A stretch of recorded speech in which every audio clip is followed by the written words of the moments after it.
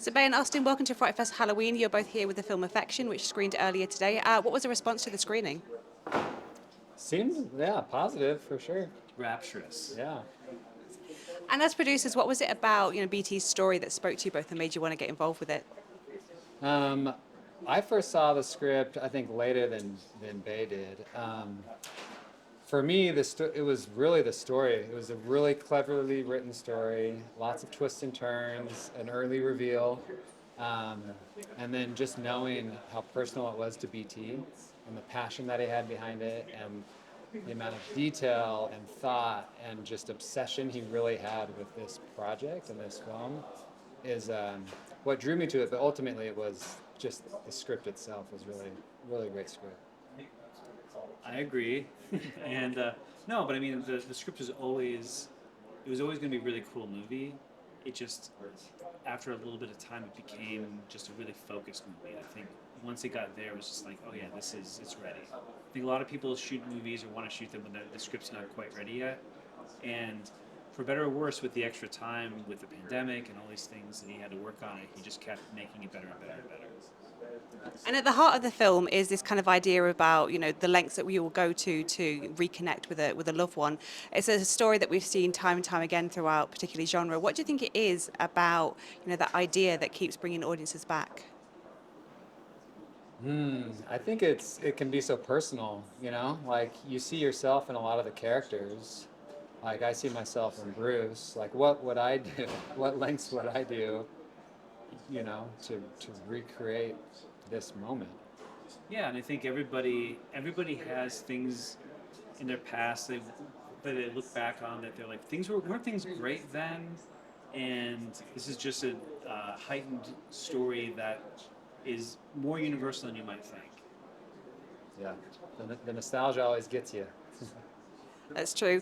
And this film, it has some incredible practical special effects. It also has children. Thankfully, it has an isolated location. What challenges were there for you guys as producers?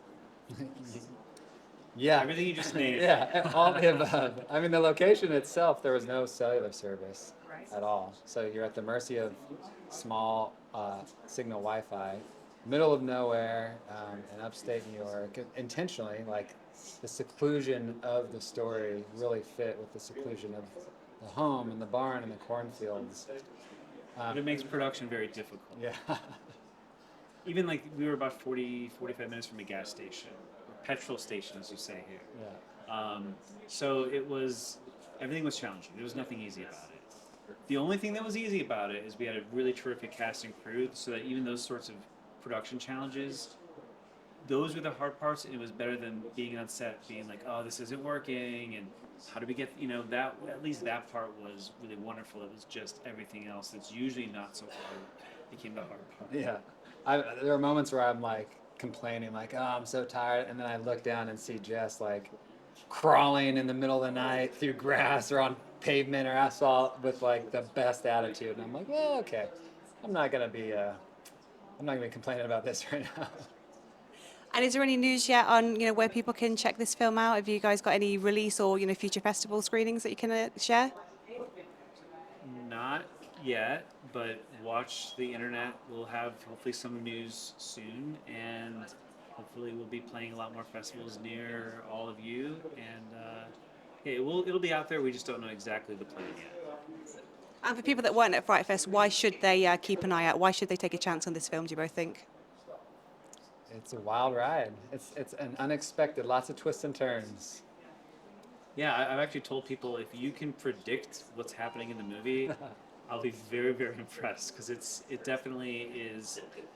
It's like one of those things where it's like, what are great stories? They're surprising but inevitable. I think it's like one of those stories. It was fun here interacting with viewers, and everyone picks up on different things, and you're discussing the plot and the story, and it's just fun to discover what they're discovering, because it's really multi-layered.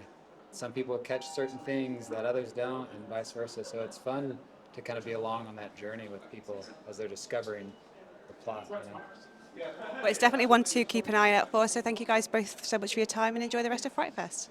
Thank you.